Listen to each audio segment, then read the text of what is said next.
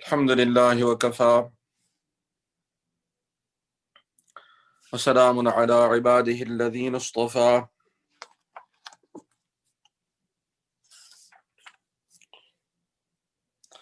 أما بعد.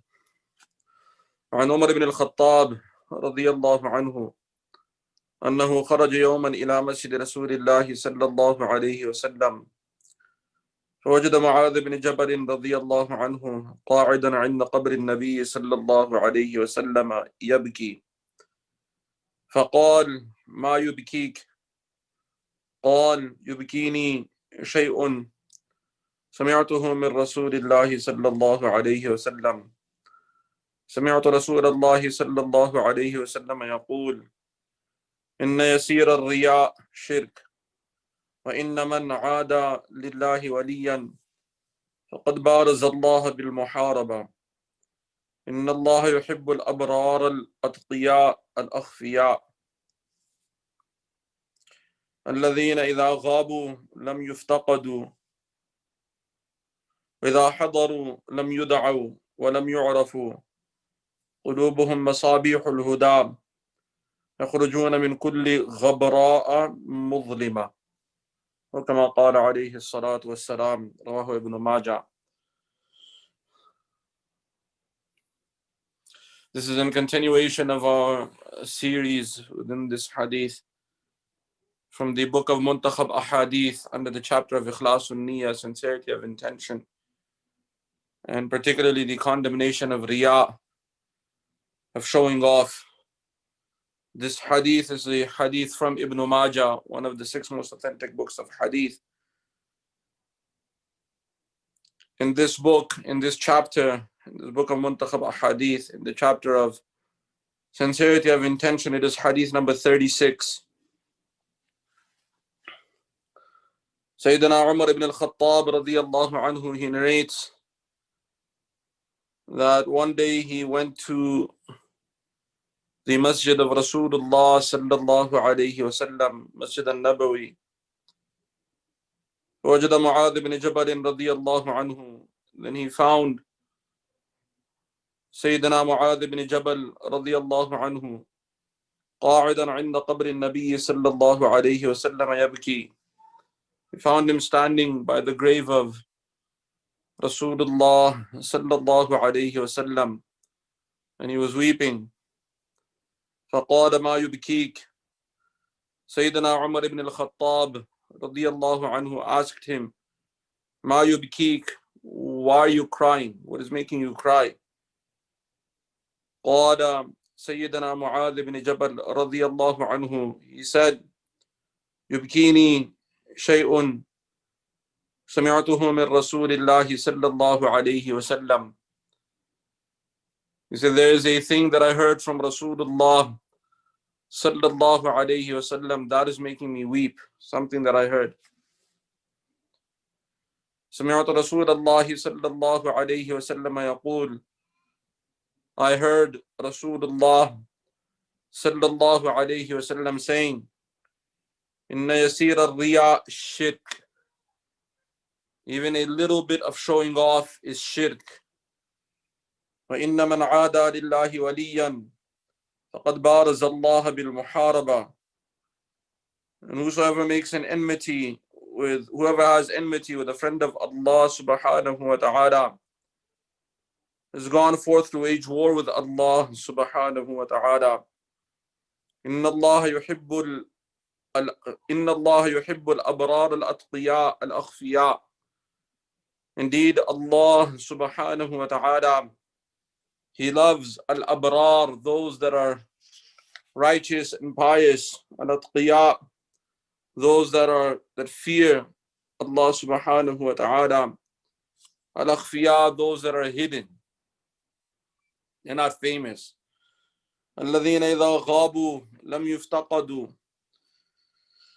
There are those when they are absent from some meeting or some gathering or some place, they're not looked out for, they're not looked for, that where is such and such a person, meaning they're not famous. إذا حضروا لم يدعوا ولم يعرفوا. And even if they are present in a gathering or some meeting, they're not called forward or they're not recognized. قلوبهم مصابيح الهدى, their hearts are lanterns and lamps of guidance.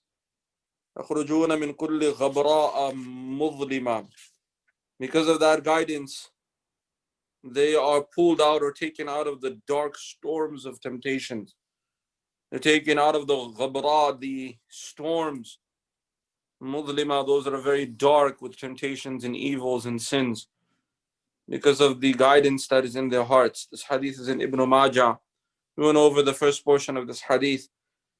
In Yasir al-Riya, shirk, even a little bit of Riya is shirk. We're speaking about the second part of this hadith. وَإِنَّ مَنْ عَادَ لِلَّهِ وَلِيًّا فَقَدْ بَارَزَ اللَّهَ بِالْمُحَارَبَةِ. Whosoever has enmity with a friend of Allah subhanahu wa ta'ala, so such a person has waged war with Allah subhanahu wa ta'ala.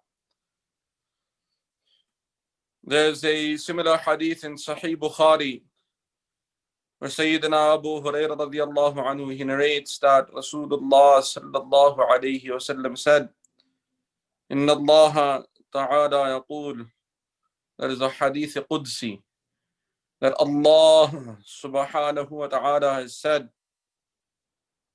Man aada li waliyan faqad adhantuhu bil harb. Whosoever has enmity with a friend of mine, I wage war on him. So those who have enmity against the friends of Allah subhanahu wa ta'ala, and that hadith is in Sahih Bukhari, those that have enmity against the friends of Allah subhanahu wa ta'ala, they have a dislike for the friends of Allah subhanahu wa ta'ala. So such people, because of their enmity, their hatred towards the friends of Allah subhanahu wa ta'ala, such people only ruin themselves. Some of the qualities of the friends of Allah subhanahu wa ta'ala, they are mentioned in this hadith, and also in this hadith of Ibn Majah, and also in the hadith of Sahih Bukhari. Some of their qualities are mentioned. When we get to the friends of Allah subhanahu wa ta'ala, there are particular positions that need to be understood in respect to qurb ilallah, when it comes to closeness with Allah subhanahu wa ta'ala. First and foremost, you have one status, which is the status of Islam. When we take the shahada, we take the kalima, and a person accepts Islam, so now they are Muslim. This is the first stage. A person becoming Muslim, submitting to the will of Allah subhanahu wa ta'ala. After this submission to Allah subhanahu wa ta'ala, there comes a stage where effort has to be made. And when that effort is made, certain yaqeen is developed, certain conviction is developed. When that conviction is developed, a person reaches the level of iman, where now they qualify as a mu'min. They reach such a level of belief where they become a mu'min, a true, sincere believer. Particular effort is required. Allah subhanahu wa ta'ala speaks about these positions in the ayat of the Quran in various places. Inna al-muslimina wal-muslimat, those who accept Islam from amongst the men and from amongst the women. Wal-mu'minina wal-mu'minat, and those who accept iman or get to the level of iman and believe from amongst the men and then from amongst the women. Now there comes various stages within that iman, based on various qualities a person may have. Iman itself, belief itself, is a combination of numerous qualities. Once a person accepts Islam, there are very basic things they need to understand to become a Muslim. But to reach the level of iman and to get a level of iman, ilm and knowledge is required.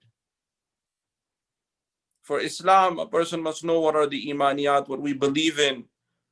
A person must know the pillars of Islam, the very, very basics of Islam, and must know how to fulfill those basics.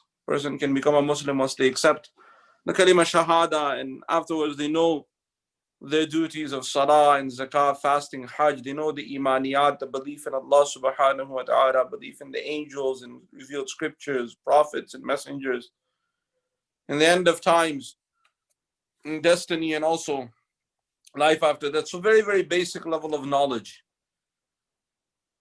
But now an effort is required on this Islam.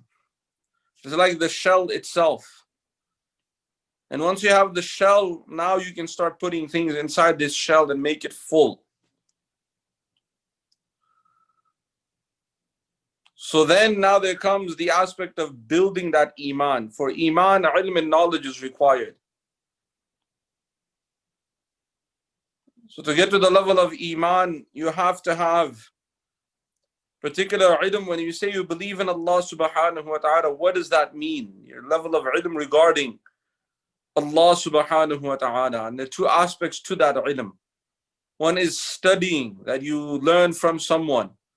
The ilm of deen is not something a person can acquire by themselves. It's not that, okay, I can read books and I can, in the 21st century, go to the internet or go wherever else and study by myself.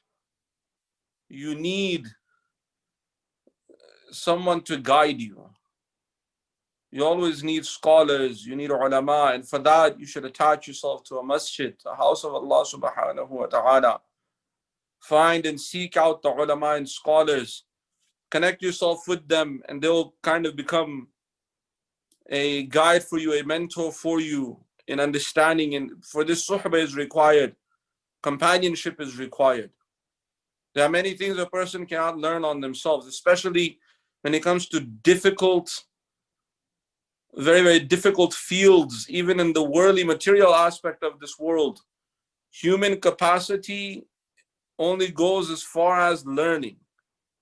But if you really want to become an expert, you always need a mentor. Go to any field that we may have, from the material fields of this dunya, material fields of this world. Only so much a person can learn by themselves.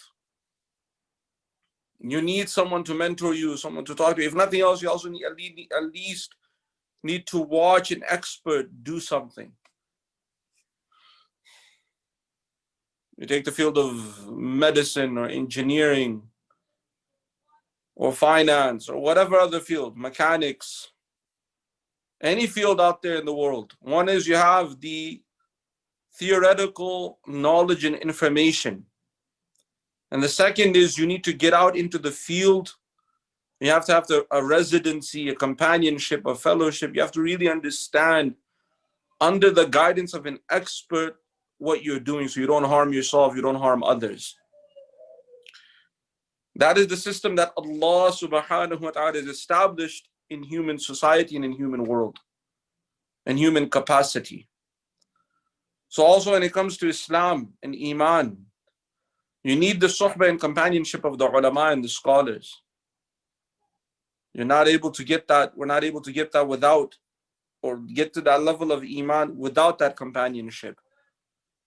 Very clear command in the ayat of the Quran. Ya ayyuhalladhina amanu attaqullah wa kunu ma'as sadiqeen. For those of you who believe, fear Allah and be in the company of those who are truthful, sadiqeen, who have real sidq in their iman, who have truthfulness in their iman. And we'll come back to that level of sidq. So a certain stage in yaqeen and conviction, which has certain effect on the level of iman or the strength of a person's belief and iman. So it's very, very important to have proper company. With that company, what comes in that company is true and genuine ilm. The ilm of nubuwah, the ilm of prophethood, is that particular quality or that particular ilm in science and knowledge that can take a person to the level of wilaya or friendship, which starts with genuine iman and belief. We have to have in order for us to get the love of Allah subhanahu wa ta'ala, it comes with following the sunnah of Rasulullah sallallahu alayhi wa sallam. And for that, Ilm and knowledge is required. قُلْ إِن كُنْتُمْ تُحِبُّونَ اللَّهِ فَاتَّبِعُونِي يُحْبِبْكُمُ اللَّهِ. Allah subhanahu wa ta'ala tells us in the Quran, tell them, O Rasulullah sallallahu alayhi wa sallam, in kuntum tuhibbun Allah, if you are true lovers of Allah subhanahu wa ta'ala, fattabi'uni, so follow me, emulate me. Yuhibbukum Allah, Allah subhanahu wa ta'ala, He will love you. Wa yaghfir lakum dhunubakum, and He will forgive your sins. And once we get to that stage, Wallahu waliyul mu'mineen, Allah subhanahu wa ta'ala is a true friend of the mu'mineen, of the believers.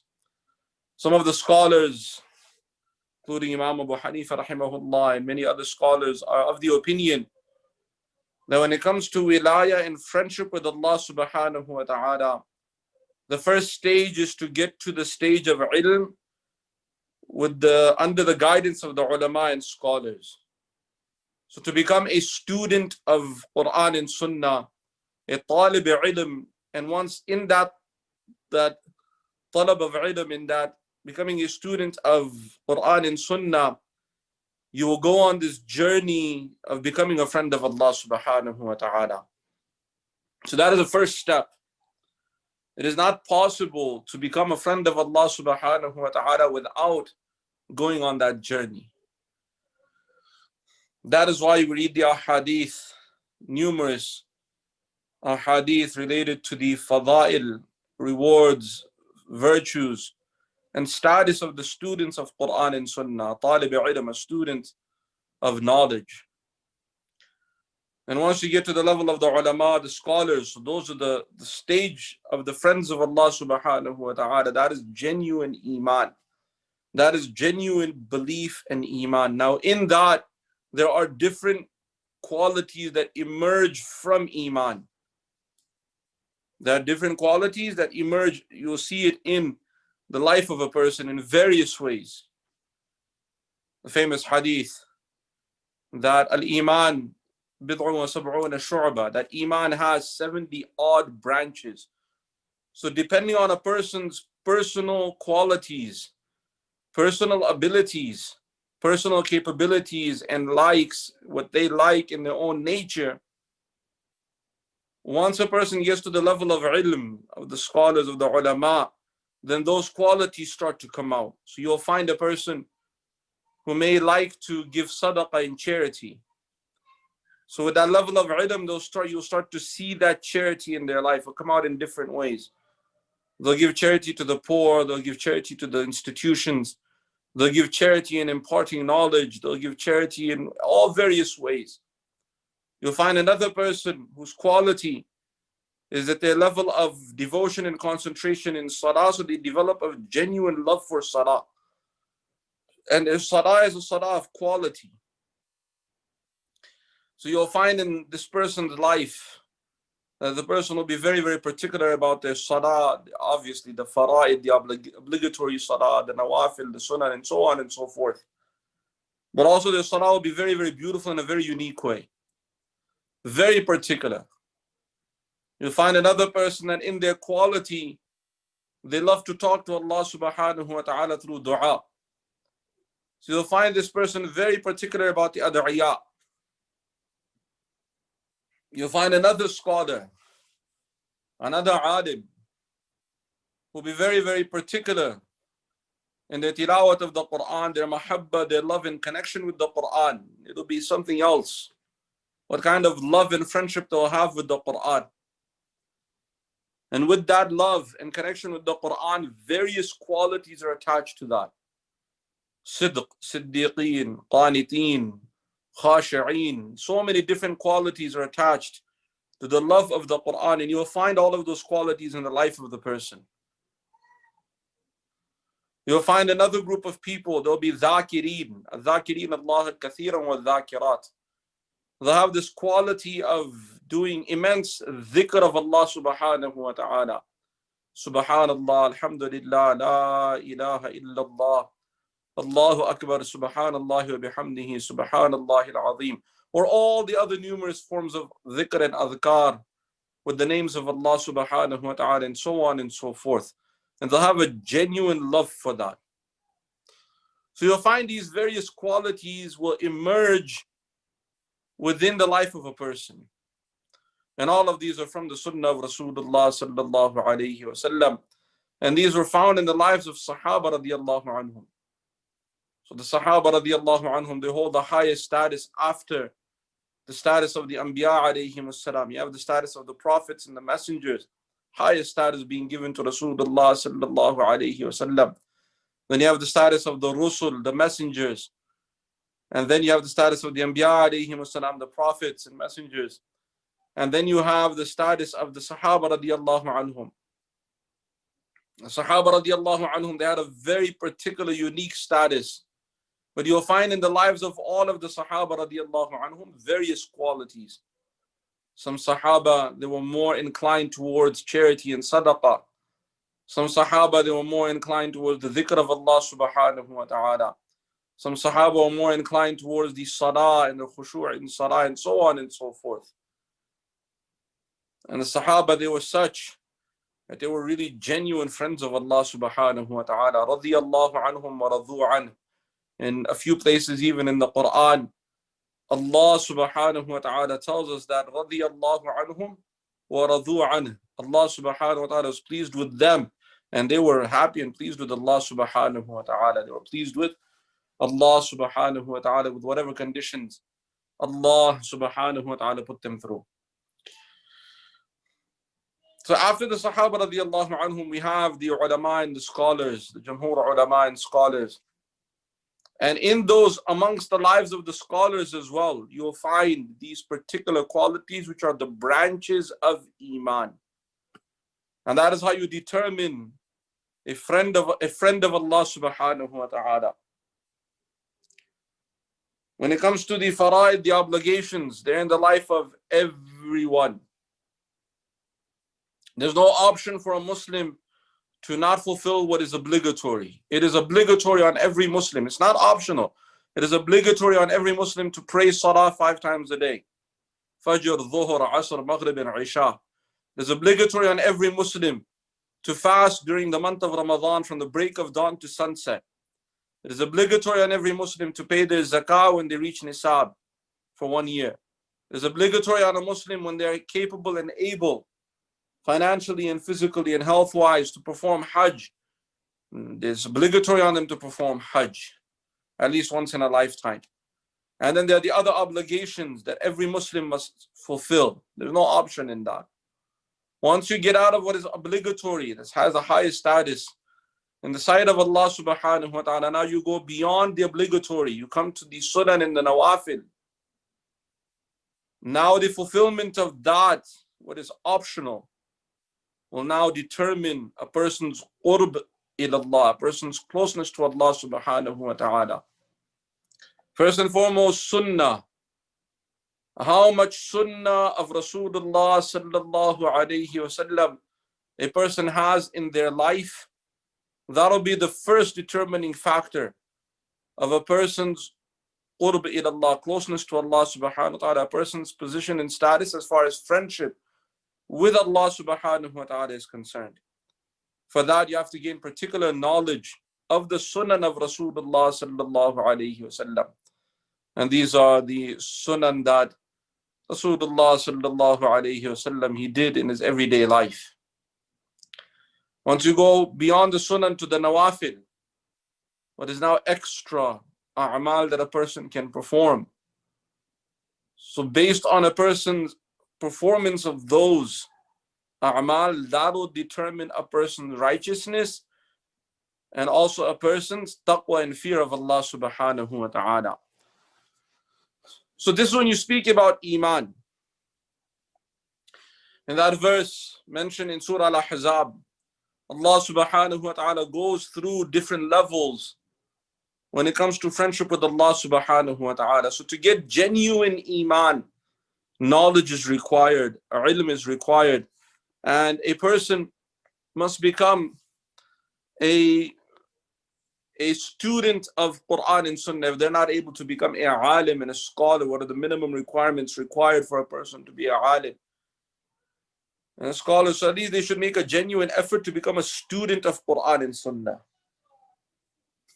So Allah subhanahu wa ta'ala says in this verse of Surah Al-Ahzab, إن المسلمين والمسلمات والمؤمنين والمؤمنات والقانتين والقانتات والصادقين والصادقات والصابرين والصابرات والمتصدقين والمتصدقات والصائمين والصائمات والحافظين فروجهم والحافظات والذاكرين الله كثيرا والذاكرات أعد الله لهم مغفرة وأجرا عظيما.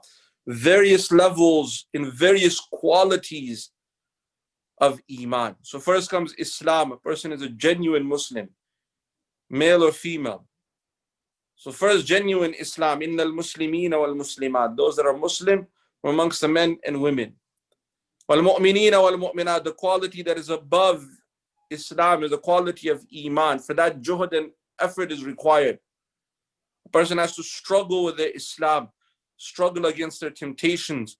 A person has to gain knowledge of Quran and Sunnah. Then you get to the level of Iman. And Allah subhanahu wa ta'ala in the Quran gives us the formula how to get to the level of Iman. In Surah Al-Hujurat, there was an incident that a group of Bedouins, they came to Rasulullah sallallahu alayhi wasallam, and they told Rasulullah sallallahu alayhi wasallam, Amanna, we have Iman, we really truly believe. And inside their minds and in their hearts, they had an intention, they had ulterior motives. Their intention was that they wanted particular positions within their tribes. They wanted to come and tell Rasulullah sallallahu alayhi wasallam that we accepted Islam, or we have this level of belief, we believed in you, so make us the particular position, leader of our tribe, or particular position of a governor of our tribe. This was their ulterior motives. So Allah subhanahu wa ta'ala responded to them, made it very clear. قالت الأعراب آمنا قل لم تؤمنوا ولكن قولوا أسلمنا ولما يدخل الإيمان في قلوبكم وإن تطيعوا الله ورسوله لا يلدكم من أعمالكم شيئا إن الله عليم خبير. And the Bedouins, they came to Rasulullah sallallahu alayhi wasallam, and they said, Amanna, we have believed, we have genuine belief. So Allah subhanahu wa ta'ala responded to them, قُلْ لَمْ تُؤْمِنُوا وَلَكِنْ قُولُوا أَسْلَمْنَا. Tell them, don't say that you have believed, but rather say, أَسْلَمْنَا, we have accepted Islam. وَلَمَّا يَدْخُلِ الْإِيمَانُ فِي قُلُوبِكُمْ. Rather, Iman is not really entered into your hearts. وَلَمَّا يَدْخُلِ الْإِيمَانُ فِي قُلُوبِكُمْ وَإِن تُطِيعُوا اللَّهَ وَرَسُولَهُ لَا يَلِدْكُم مِّنْ أَعْمَالِكُمْ شَيْئًا إِنَّ اللَّهَ عَلِيمٌ خَبِيرٌ.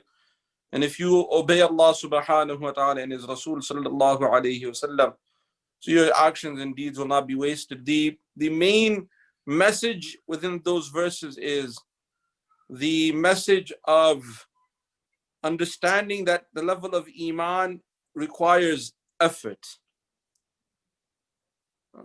Allah subhanahu wa ta'ala also then makes it clear in the coming verses that don't think you're doing a favor to Allah subhanahu wa ta'ala with your Islam.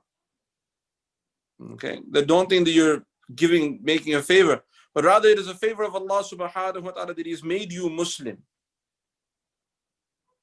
So Allah subhanahu wa ta'ala makes it also very clear. But within those verses, in the context of those verses, Allah subhanahu wa ta'ala speaks about the Sahaba radiyallahu anhum, those companions of Rasulullah sallallahu alayhi wasallam who accepted Islam, who had Iman, and they also struggled in the path of Allah subhanahu wa ta'ala. They made genuine effort on their Iman. With their Islam and their Iman, with their accepting of Islam and their belief, they were even tortured for their belief. They were put through difficulties, they were put through hardships, they were put through struggle after struggle. And all of that they bore for the sake of Allah subhanahu wa ta'ala. And after all of that struggle, they were given a very, very great status. Some Sahaba radiallahu anhum were tortured for a long time because they accepted Islam. Some of them were kicked out of their homes. Most of them had to migrate from Makkah to Medina. So many, many hardships they bore for the sake of Allah subhanahu wa ta'ala. And they did all of that only for the sake of Allah subhanahu wa ta'ala. Some of them had to leave behind their lifelong efforts, all their wealth and their family, everything they had to leave behind. Otherwise, they were not allowed to leave. They were captured and told that you have to give up all of your wealth. You cannot take one penny of your wealth with you if you're migrating from Mecca to Medina. And they were ready to do it, and they did it. And because of all of those efforts, all of those struggles, Allah subhanahu wa ta'ala in various places in the Quran acknowledged their efforts, acknowledged their struggles, and also made it clear that He is pleased with them. So effort is required to get to that level of Iman. That is why Allah subhanahu wa ta'ala in the Quran, when He speaks about His friends, He mentions two main qualities required to become a friend of Allah subhanahu wa ta'ala. أَلَا إِنَّ أَوْلِيَاءَ اللَّهِ لَا خَوْفٌ عَلَيْهِمْ وَلَا هُمْ يَحْزَنُونَ. In Surah Yunus, Allah subhanahu wa ta'ala tells us that the fact is, or the reality is, that the friends of Allah subhanahu wa ta'ala, they'll have no fear on them and they'll not grieve. What is their qualities? الَّذِينَ آمَنُوا وَكَانُوا يَتَّقُونَ. They are those that have Iman. Iman is required. وَكَانُوا يَتَّقُونَ. And they are those that live their life with taqwa, with the fear of Allah subhanahu wa ta'ala. The first quality in itself, both qualities are very difficult to get. The quality of Iman requires genuine effort. Sometimes we think, oh, we've accepted Islam and we've made it. We may be at the level of a Muslim, but to get to the friendship with Allah subhanahu wa ta'ala, Allah subhanahu wa ta'ala tells us in the ayat of Surah Ali Imran, Wallahu waliyul mu'mineen. Allah subhanahu wa ta'ala is a protecting friend, and He's a friend of the mu'mineen, of the believers. So that is a quality of Iman that we have to develop, and we must make an effort to develop. Inshallah, we'll continue more regarding this quality. May Allah subhanahu wa ta'ala give all of us understanding and give us the tawfiq to practice His deen. وَمَا عَلَيْنَا إِلَّا الْبَلَاغُ.